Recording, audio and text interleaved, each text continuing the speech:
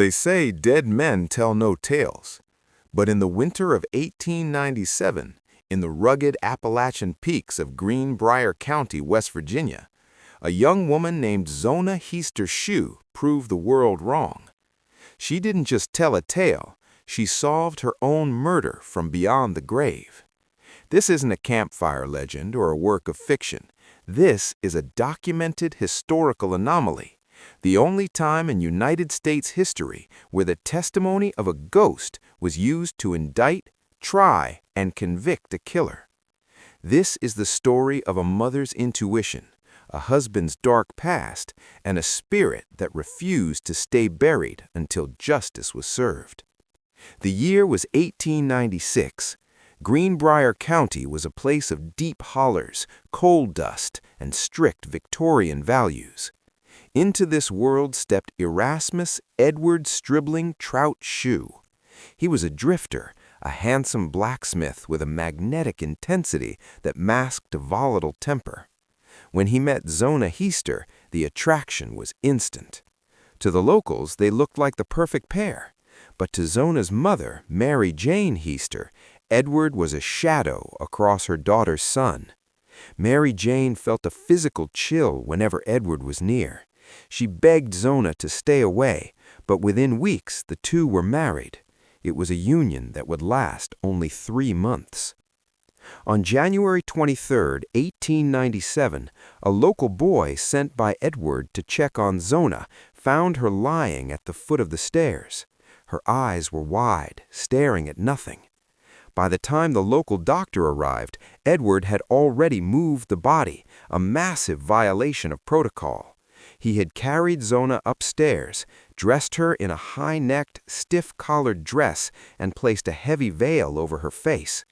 As the doctor attempted an examination, Edward became a man possessed, cradling Zona's head and sobbing hysterically. He lashed out with such fury whenever the doctor tried to get close to her neck that the exam was cut short. The official cause of death was listed as everlasting faint. At the funeral, Edward's behavior grew even more bizarre. He remained glued to the head of the casket, propping Zona's head up with a folded pillow and tying a large, bright yellow scarf around her neck.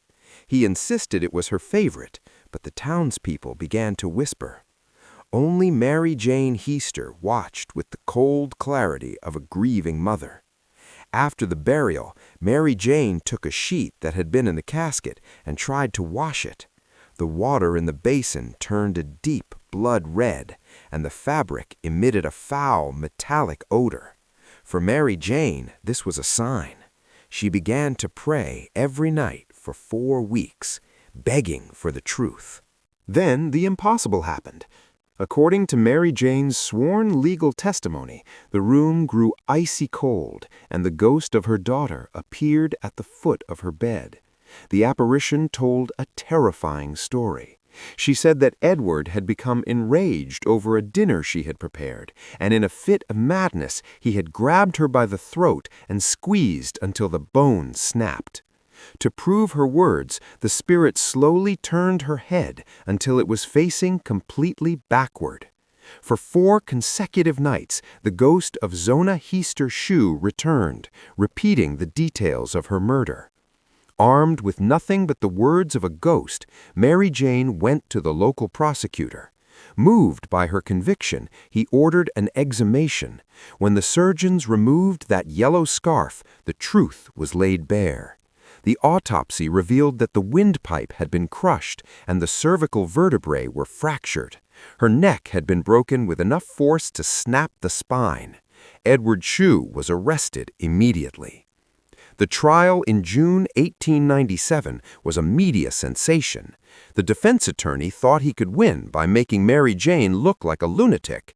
He forced her to talk about the visions, expecting the jury to laugh. Instead, she spoke with such terrifying gravity that the jury believed her. As the trial deepened, Edward's secret history was revealed. He was a serial abuser whose previous wives had died under mysterious circumstances. The jury took only 1 hour to find him guilty. He was sentenced to life in prison, where he died 3 years later. Today, an official state historical marker stands in Greenbrier County. It commemorates the Greenbrier Ghost as the only case where a ghost's testimony helped convict a murderer. Was it truly a spirit from the beyond, or the brilliant mind of a mother who used the language of the supernatural to force the law to act? History leaves us with the facts, but the mountains keep the secrets. The story of Zona Heaster Shue remains a chilling reminder that justice isn't always found in books. Sometimes it's found in the whispers of the wind and in the voice of a woman who refused to stay silent, even after death. Next time you feel a sudden chill in an empty room, don't be so quick to dismiss it, because sometimes the dead have a message, and sometimes they're just waiting for someone brave enough to listen.